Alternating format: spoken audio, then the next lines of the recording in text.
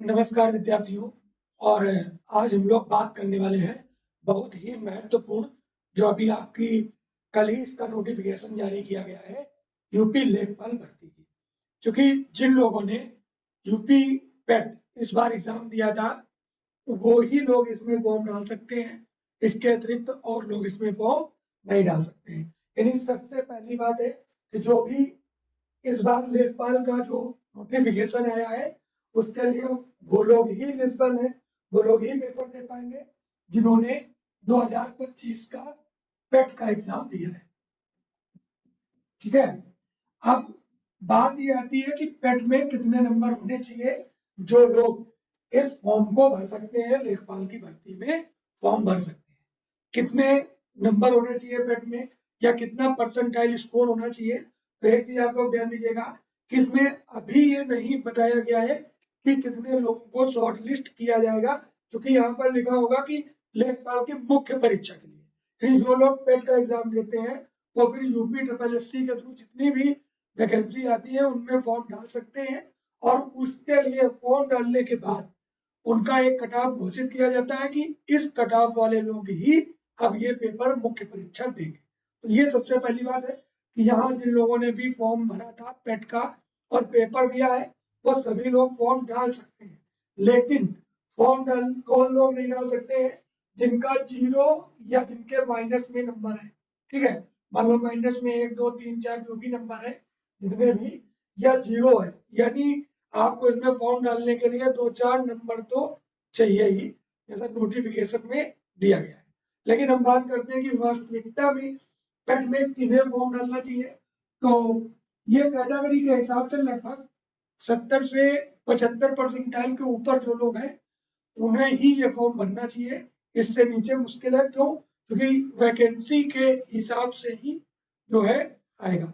लेकिन यहाँ कुछ भी कहना व्यर्थ है, पता नहीं वो कितने गुना लोगों को बुला ले, लेकिन फिर भी आप लोग ध्यान दीजिएगा। तो हम इस पर मुख्य रूप से बात करने वाले हैं कि जो नोटिफिकेशन आया है, ये कब से फॉर्म शुरू होंगे और इसका सिलेबस क्या होगा, कब लास्ट तिथि होगी, पूरे के पूरे नोटिफिकेशन पर आराम से बात करेंगे। यानी जिन लोगों को इस नोटिफिकेशन के बारे में प्रमुख बातें जाननी है, वो वीडियो के साथ शुरू से आखिरी तक जुड़े रहेंगे।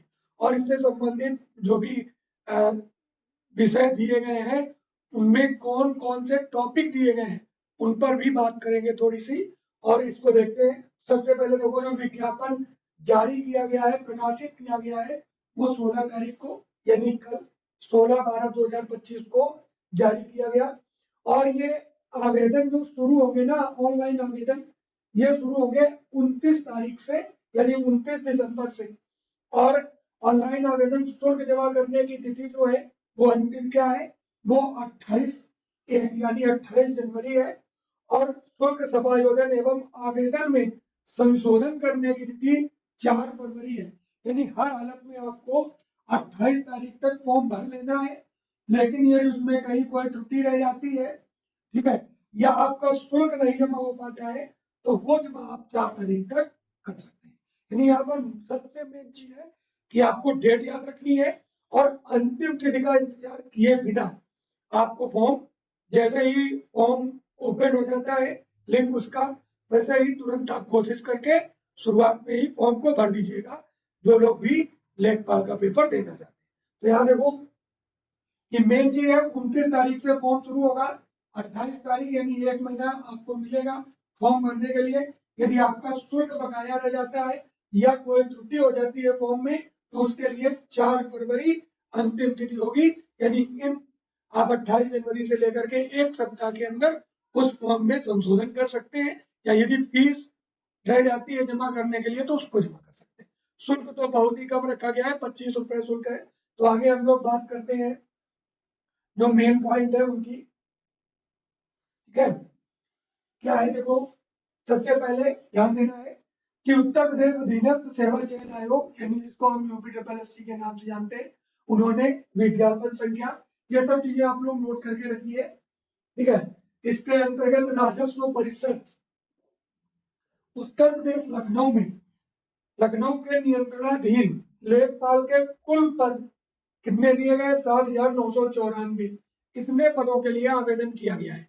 तो जो डेट थी उसको याद रखना है, आवेदन कितने पदों के लिए हुआ है उसको हमें समझना है, और बाकी चीजें इसमें जो आपकी अनिवार्य अहर्ता दी है, यानी आपकी योग्यता क्या होनी चाहिए, तो उसमें हमने पहले भी बात की और यहाँ भी देखो आपके लिए लिखा हुआ है कि इस पद के लिए विज्ञापित पद है तो वांछित अनिवार्य अर्हता जो धारित करते हैं वो क्या है।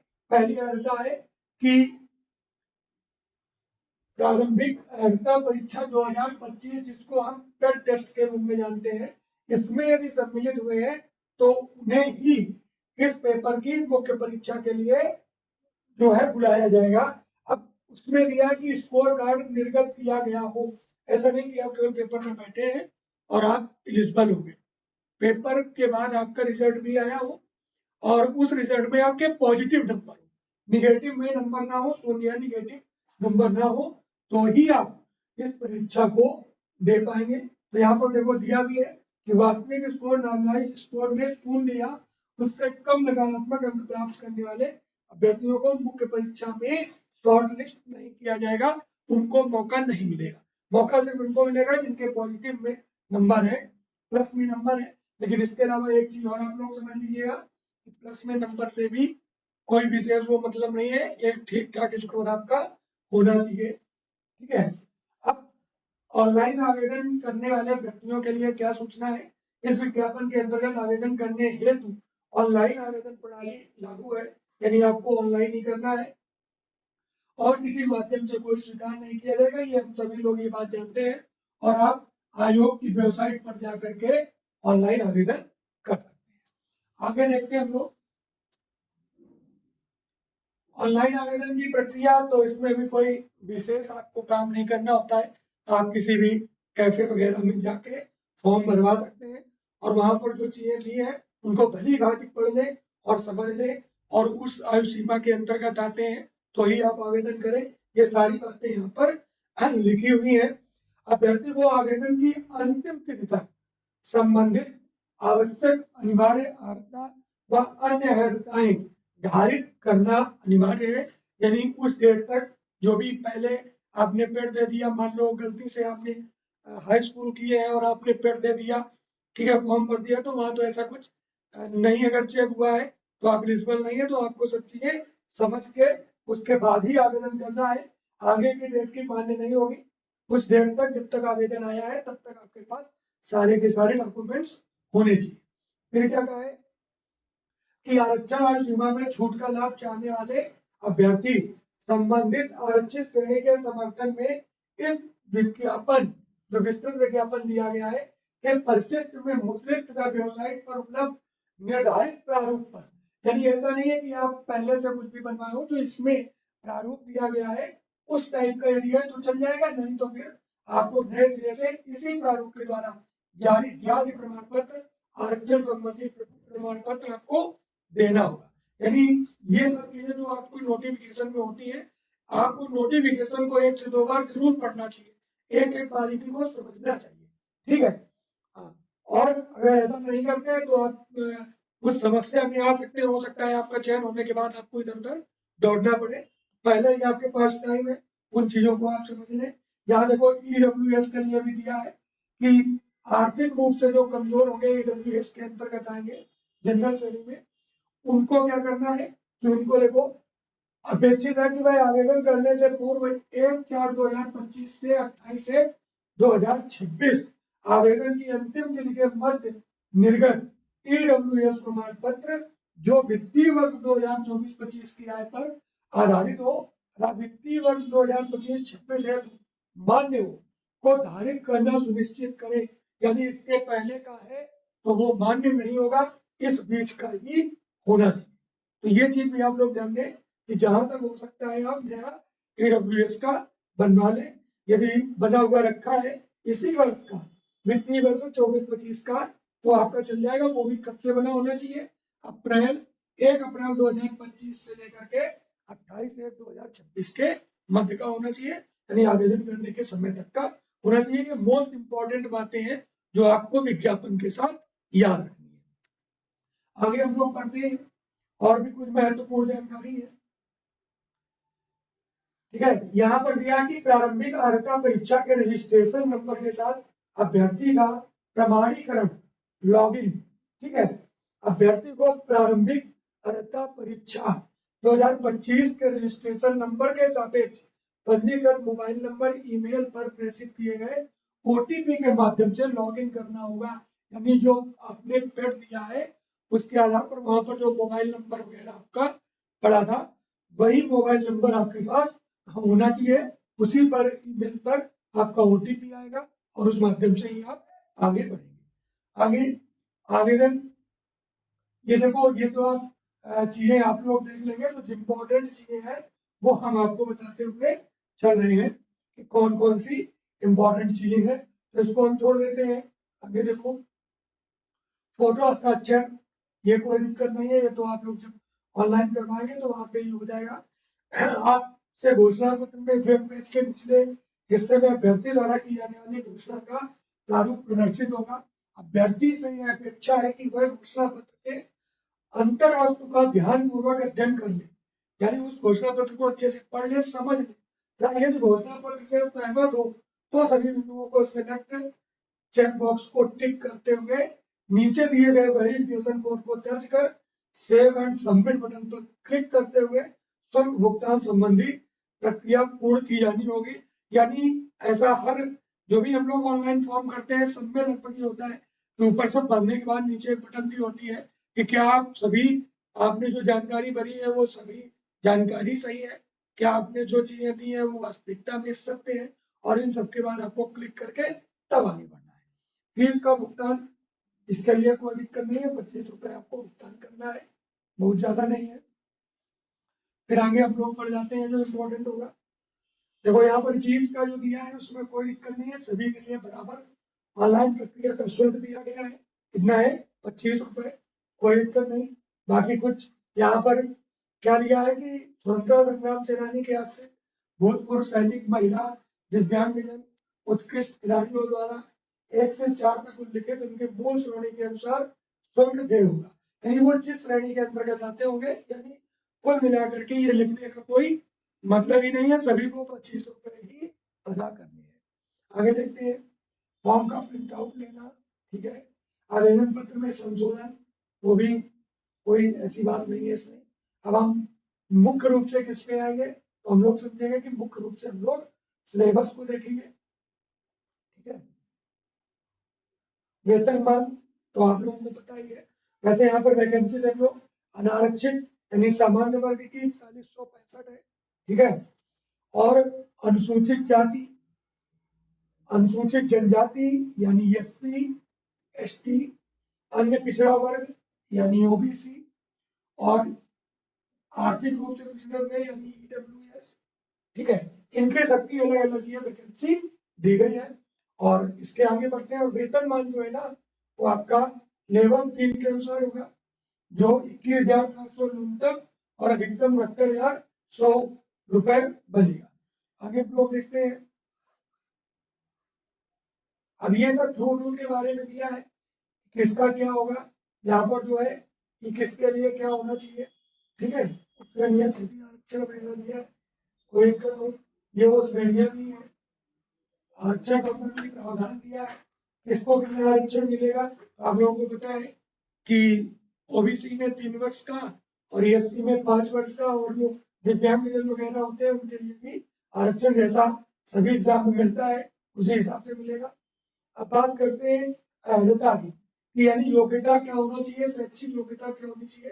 तो अनिवार्य शैक्षिक योग्यता देखो, उत्तर प्रदेश लोक लेखपाल सेवा नियमावली 2006 यथा संशोधित, यानी इसमें संशोधन भी समय समय पर हुआ है कि भाग 4 नियम 8 के अनुसार सेवा में लेखपाल के पद पर सीधी भर्ती के लिए अभ्यर्थी को माध्यमिक शिक्षा परिषद उत्तर प्रदेश की इंटरमीडिएट परीक्षा या सरकार द्वारा इसके समकक्ष मान्यता प्राप्त कोई अन्य परीक्षा उत्तीर्ण होना आवश्यक है। हमने जो आपको बात बताई थी कि यदि पेट में आप हाई स्कूल से ही पास कर लेते हैं तो भी आपके पास यहाँ पर इंटर होना चाहिए, तभी आप इस परीक्षा के लिए एलिजिबल माने जाएंगे। अधिमानी अर्हता क्या है, यानी जिसको अगर होगी आपके पास तो वरीयता मिलेगी। तो उसमें क्या है कि इसमें भी समय समय पर संशोधन हुआ है। प्रादेशिक सेना में न्यूनतम 2 वर्ष की अवधि की सेवा और राष्ट्रीय क्रेडिट कोड से बी का प्रमाण पत्र प्राप्त हो, तो इससे आपको क्या होगा कि यदि आपके नंबर किसी के समकक्ष है तो वहां पर आपको क्या दे दिया जाएगा, वरीयता दे दी जाएगी। ठीक है, अजमानी अर्हता से मतलब होता है ऐसा नहीं आपको नंबर देने का प्रावधान तो दिया नहीं गया है, पर यदि आपके नंबर उसके बराबर होंगे तो उसको आपके ऊपर वरीयता दी जाएगी। आयु कितनी होनी चाहिए, तो 40 वर्ष होनी चाहिए। ठीक है, ये हो गया। अब चयन का आधार क्या होगा, इसको बहुत अच्छे से समझ लें। चयन का आधार जो होगा, देखो प्रश्न पत्र, जो प्रश्न का पदों पर चयन की कार्यवाही उत्तर प्रदेश शासन कार्मिक विभाग 3 की अधिसूचना संख्या ये सब दिया है। सीधी भर्ती के लिए क्या होगा आपका, साक्षात्कार बंद किया जाना, यानी साक्षात्कार नहीं होगा। जो आयोग की प्रारंभिक परीक्षा हो गई है उसमें शामिल हुआ है और मेन देगा यानी मेंस देगा, उसी के आधार पर उसका चयन हो जाएगा। यानी डॉक्यूमेंट्स वेरिफिकेशन होगा और मेंस परीक्षा होगी, इसके अतिरिक्त और अन्य कोई परीक्षा आपसे नहीं ली जाएगी। आगे देखते हैं हम लोग, लेकिन परीक्षा की योजना क्या है, तो देखो ये सबसे इम्पोर्टेंट है। लेकिन परीक्षा में एक प्रश्न पत्र होगा जिसमें कुल 100 प्रश्न होंगे तथा समयावधि 2 घंटे होगी। ये 2 घंटे का जो पेपर होगा उसमें 100 प्रश्न होंगे, प्रश्नों की संख्या वस्तुनिष्ठ होगी। ठीक है, और जिसको हम लोग बहुविकल्पी जानते हैं। प्रत्येक प्रश्न के प्रश्न पत्र 1 अंक, प्रत्येक प्रश्न 1 अंक का होगा और प्रत्येक गलत उत्तर के लिए ऋणात्मक अंक का प्रावधान है। कितना प्रावधान है, निर्धारित अंक का 25% अर्थात 1/4। 1/4 यानी यदि आप एक प्रश्न सही करते हैं और 4 प्रश्न गलत करते हैं तो कट करके बराबर हो जाएगा। ठीक है, 1/4। अब यहाँ पर बात करते हैं कि सिलेबस में क्या क्या है। सिलेबस में देखें तो पहले भारत का इतिहास एवं भारतीय राष्ट्रीय आंदोलन, मुख्य रूप से 5 प्रश्नों की संख्या होगी, 5 ही नंबर के होंगे। भारतीय राज्य व्यवस्था, ठीक है, भारत एवं विश्व का भूगोल, भारतीय अर्थव्यवस्था एवं सामाजिक विकास, ग्राम्य समाज एवं विकास, राष्ट्रीय और अंतरराष्ट्रीय महत्व की समसामयिक घटनाएं, विज्ञान एवं प्रौद्योगिकी, पर्यावरण पारिस्थितिकी एवं आपदा प्रबंधन, डाटा इंटरप्रिटेशन और सामान्य हिंदी। यानी अगर यहाँ पर देखा जाए तो यहाँ पर आप लोगों के लिए मैथ और रीजनिंग जो है आपकी नहीं दी गई है, कंप्यूटर एवं सूचना प्रौद्योगिकी और इसके अलावा उत्तर प्रदेश राज्य से संबंधित सामान्य जानकारी। तो यानी आपकी जीके जीएस और हिंदी और इसके अलावा उत्तर प्रदेश और विज्ञान प्रौद्योगिकी, यानी सिलेबस में काफी कुछ अंतर है। आपके रीजनिंग और मैथ के पोर्शन को बिल्कुल भी नहीं रखा गया है। तो यहाँ तक हम लोगों की बात हो गई और हम लोगों ने चर्चा कर ली। और इसमें पूरे नोटिफिकेशन को आप थोड़ा सा डाउनलोड करिएगा। यहाँ पर जब वीडियो के डिस्क्रिप्शन में ही हम इसका लिंक दे देंगे और आप लोग जरूर इसका वह पूरा नोटिफिकेशन डाउनलोड करके अपने पास रखिएगा, उसको पढ़िएगा। और जिस बात की इस नोटिफिकेशन में आपको दिक्कत हो या जो जानकारी इस छोटे से वीडियो में आपको नहीं मिल पाए उसको आप कमेंट करिएगा, उसके बारे में हम आपको बताएंगे। तो धन्यवाद।